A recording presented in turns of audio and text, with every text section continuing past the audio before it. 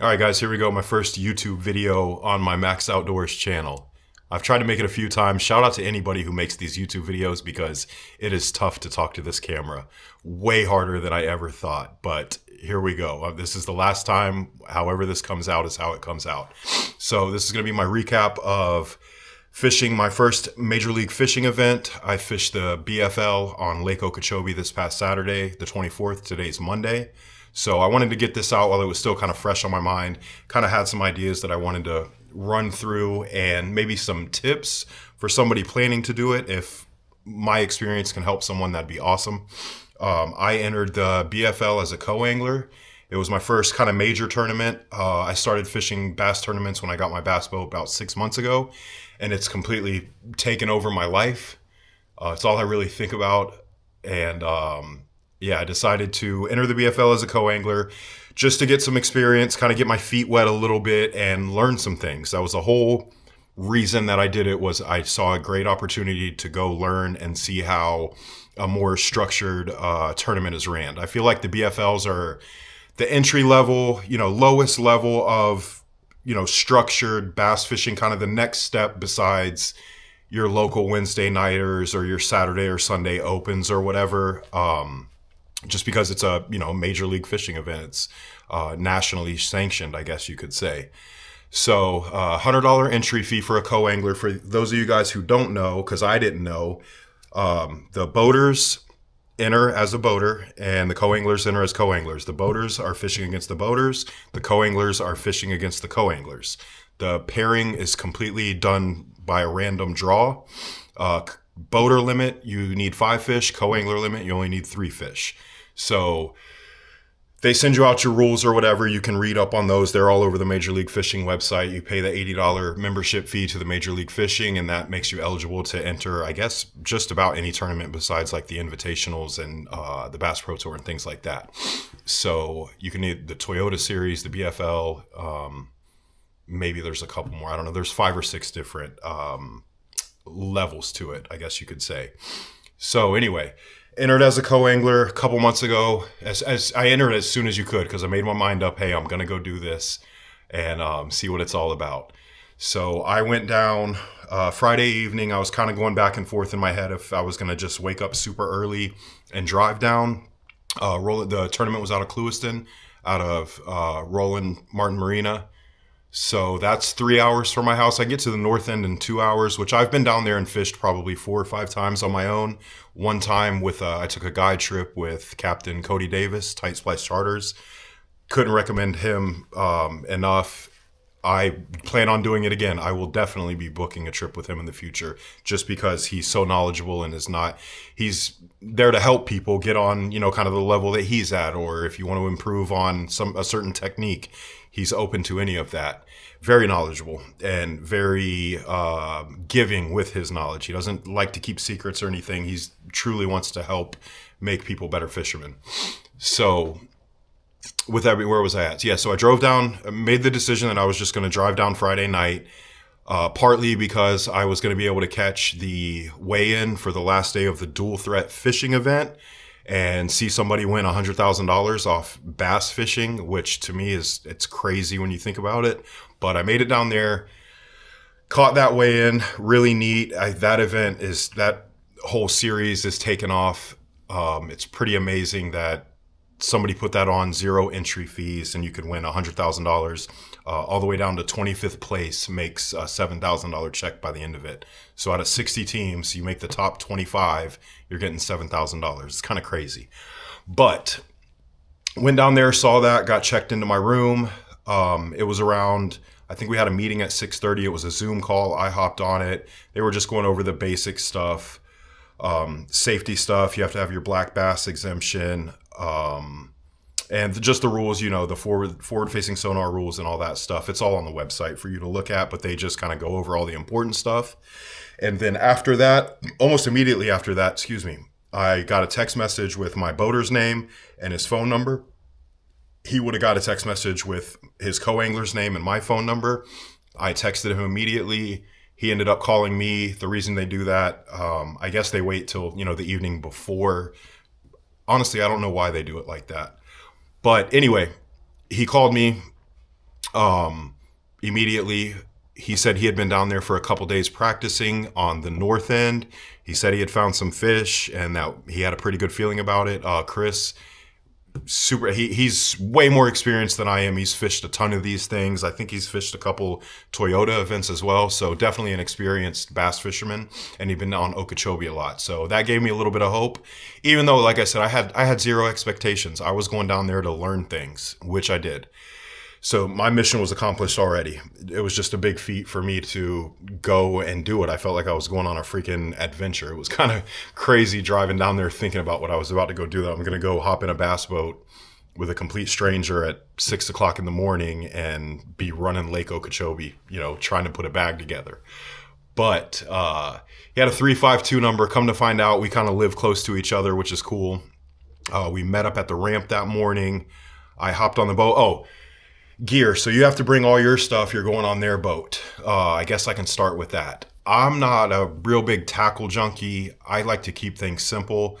I have 5 rods. I actually bought my 5th rod down there. I bought a Cinco stick. Alex Tarasenko, shout out to you. He ended up meeting me the morning of the tournament, hand delivering me my rod that I had just ordered literally the night before. So maybe that was a record for ordering a rod and getting it delivered. I don't know. But anyway, ended up meeting him, got my rod. I went down there with 5 rods. I had a frog rod.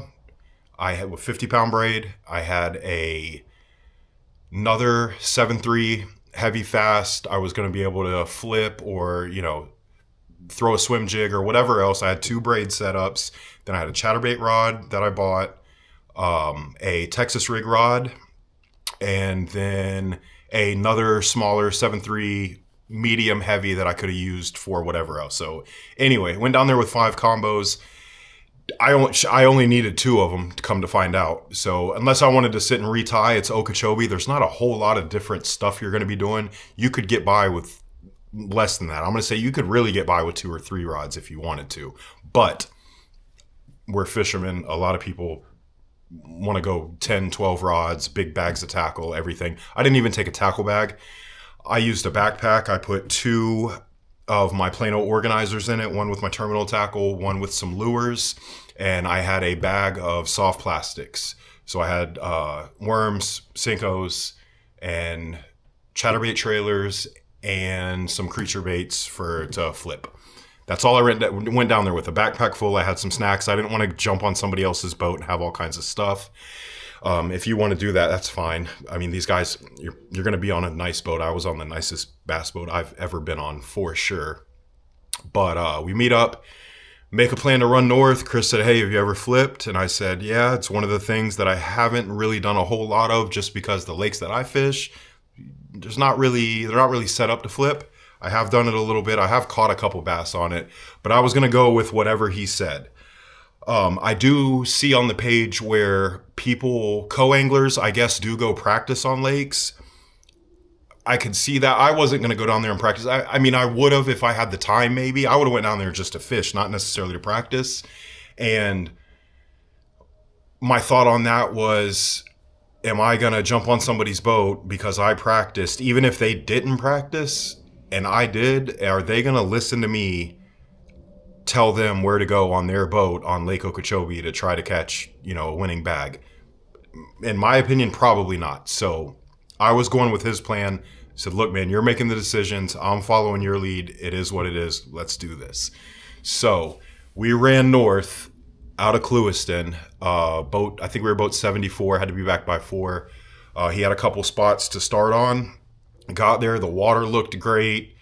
Not a whole lot of wind compared to the past week. And we were on one of the hotter days. So there was a cold front that hit.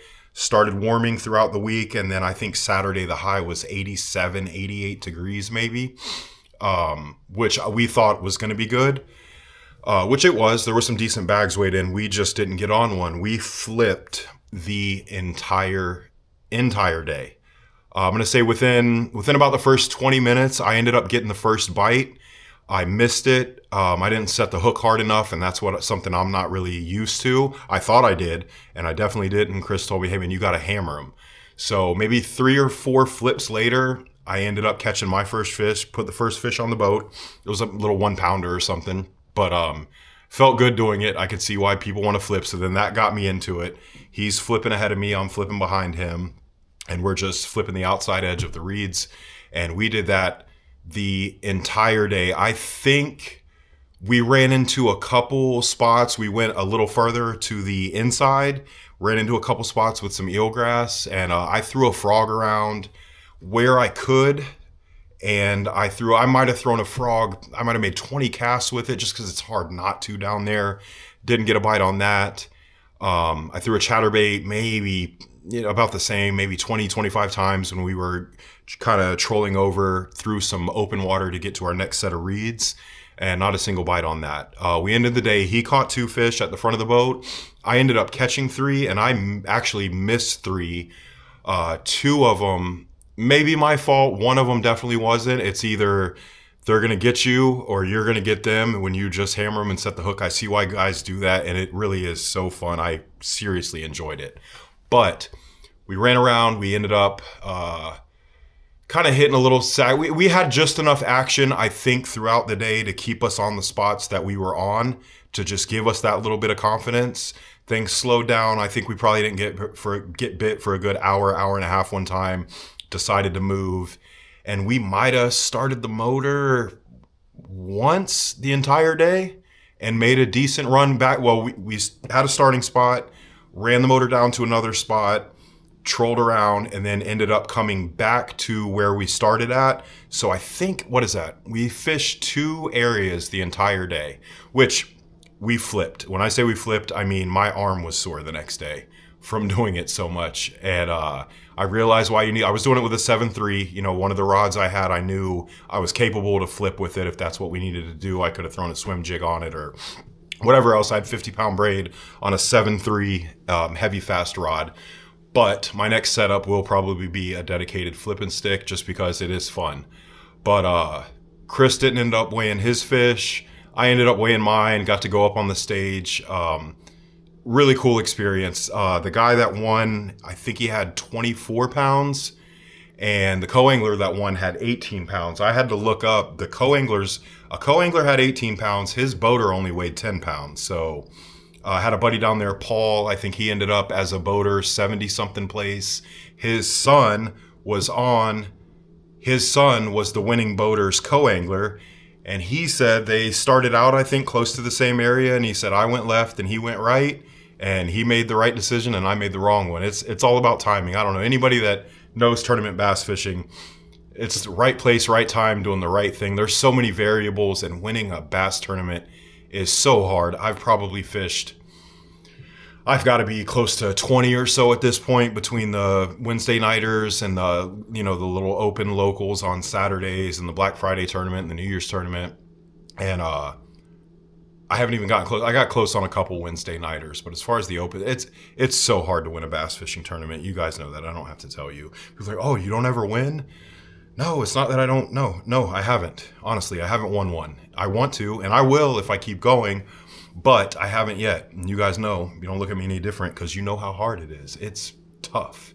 But I got a good fishing partner, my boy Nelson. We are literally ate up with bass fishing. I mean, it's all I think about. It's all I research. I watch YouTube videos, techniques. I'm checking weather. I'm checking this. I'm watching the wind, barometric pressure, everything. It's really something I'm passionate about. I really enjoy doing it. It's almost therapeutic.